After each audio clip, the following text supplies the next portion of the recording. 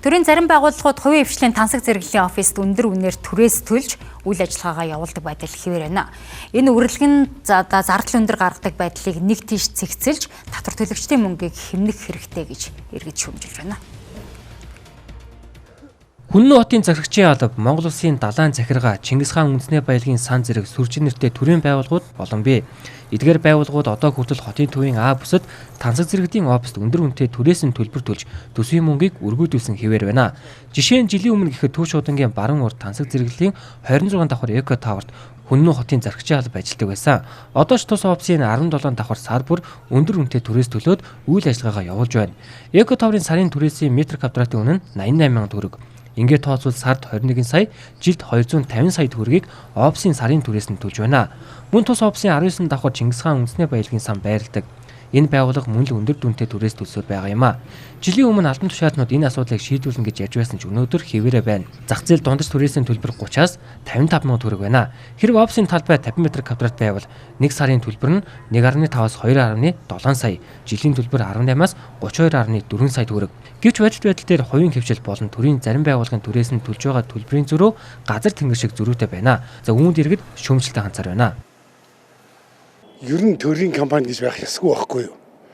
Төрийн компани байхаар л ийм дураараа мөнгийг хамаагүй зарцуулдаг байхгүй юу? Хувийн компани тэгэж өндөр үнэтэй газар орохгүй шүү дээ. Төрийн мөнгөөр юу ч хийсэн дураараа тэр мөнгөийг чинь шүү дээ. Нэгдүгээр тэр хувийн тэр түрээсэлж байгаа газар нь эдэн нэмж эдэн. Нөгөө мөнгө төлж авч байгаа улсын байгууллага нь эдэн. Дундаас нь маш их мөнгө гэж байгаа мөртлөө тэр чи цаад үнэ нь хямдхан л байгаа шүү дээ. Төр ийм л юм хийдэг байхгүй юу? Хувийн компани ингэж хийхгүй шүү дээ. Татвар төлөгчдийн мөнгөөр тэгэл өндөр түрээс ийм том офс түрээслээ те. Тэр болох байх гэж байна. Монгол Улс далаад гарцгүй гэхдээ далайн захиргаатай. Далайн захиргаа нь мөн л хотын төвд буюу төв талбайн зүүн талд лагшин төвийн 9 давхарт байрладаг. Далайн захиргаа нь дараах үндсэн чиглэлээр үйл ажиллагаа явуулдаг. Тухайлбал хөлөг онгоцны бүртгэл хяналтын чиглэл, хуурай бомт далайн тээврийн чиглэл, усан замын тээврийн бүртгэл хяналтын чиглэлээр ажилладаг байна. Бүтэц зохион байгуулалтын хувьд далайн захиргааны дарга, захиргааны даргын зөвлөлд, захиргаа удирдлагын хилтэс, хөлөг онгоцны бүртгэл, хяналтын хилтэс, хуурай бомт далайн тээврийн хилтэс, усан замын тээврийн бүртгэл, хяналтын хилцээс бүрдсэн 30 гаруй хүний бүрэлдэхүүнтэй юм. Бид далайн захиргааны даргаас мэдээлэл авахар утсан боловч орон нутаг томилтоор яваа гэдэг тайлбарыг мэргэжилтэнд өгч байсан юм а. Монгол Улсын далайн захиргааг сонсож байна. Далайн захиргаа нөгөө юм байгалийн далаа усуу тийм юу Монгол далаа байхгүй үстэй. Далайн захир мэдгүй ёстой гэж сонсож байгаа.